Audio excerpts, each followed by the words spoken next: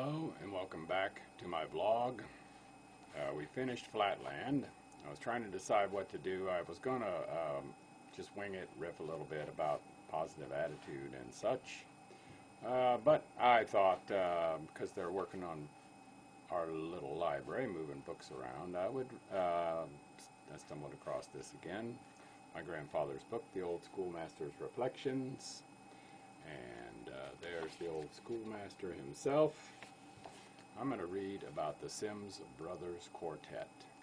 I'm still having a problem with my voice, but I will bear with it and read this. The news item said, the Sims Brothers Quartet will provide a program of vocal music for the automobile show in progress at the Automobile Company showrooms. That was a remarkable occasion. Lots of people from the backwoods of Fairfield County had never even seen an automobile. And here was a great display of the very latest in these black, shiny, horseless carriages. And we were right on stage too and could touch them and sit in them. It was a great opportunity to see at first hand this strange product of man's ingenuity. There is no date on the newspaper clipping which one of the family members back home sent me the other day. I'm pretty sure, though, that it was in the early 1900s. Those were the years when our quartet was at its peak. We always faced a real problem in our career because we all had low voices. Some were lower than others. We would pitch a number way down and our big bull-voiced basso would make it ring like a bell. One of the quartet had a beautiful, mellow, low baritone. Another had a high baritone.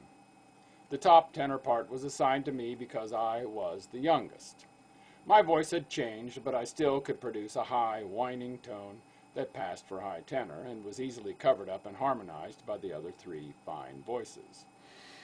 If we practiced too long, my high tenor changed into a cracked cackle, and we had to stop.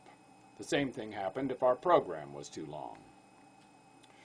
Sometimes my oldest brother would switch with me and rest me up a bit. He would stick to it until he cracked up, and then I would have to take over again. Sometimes we would change parts right in the middle of a number. If there was a high part coming and I felt I could not hit it, I would punch him, and he would take over for a few measures. It was lots of fun. We had so many engagements, we could hardly fill them all. Families who were planning reunions would get us signed up before they set the date or made any other plans. Churches always included us in their reunion programs. We also sang a lot at revival services. We had a big library of sacred music and hymns. One of our secular numbers that used to stop them cold was the Rosary. It is a touching ballad of love and affection that really touches the heartstrings. I have not heard it for a long, long time. We sang at spelling bees and box socials. During those years, we had a very active debating society with debates scheduled at all the one-room schools in that part of the county, all through the winter season. They debated such current topics as, was it necessary to fight the Spanish-American War? They also debated deep philosophical questions like, which has a greater influence on our lives, the hope of reward or the fear of punishment? The Sims Brothers Quartet was on hand to provide a background of musical entertainment. For such programs, we used songs from a set of books known as the Parks Male Quartets. They were classics. The two older brothers wanted to confine our repertoire to solid numbers and religious songs.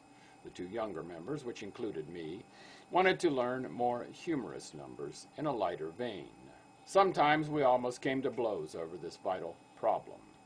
One time at a big homecoming up at the picnic grounds at St.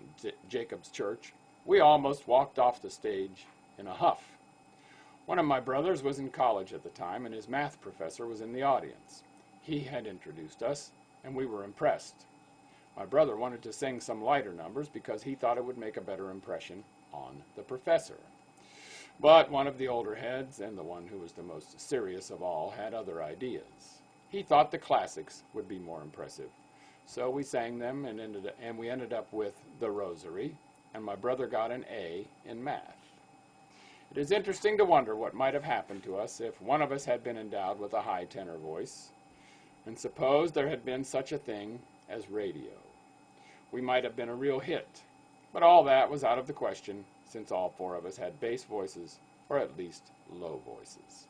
They were not giving automobiles away as prizes at this first automobile show where we furnished the musical program, but they were taking orders, and two of my brothers signed on the dotted line. Soon the other one had a flivver. They flivvered us all over that county in the days that followed. What golden days they were. I wish I had had the chance to hear my grandfather and his brothers sing in their quartet. They preceded the Mills brothers, who, once my grandfather moved to Piqua, that's the town where the Mills brothers are from. I've even been in the same neighborhood where the Mills brothers lived. So, hopefully sooner or later I will regain my voice, and I hope you enjoyed from my Grandpa Sims about his quartet. Make it a great day, and bye for now.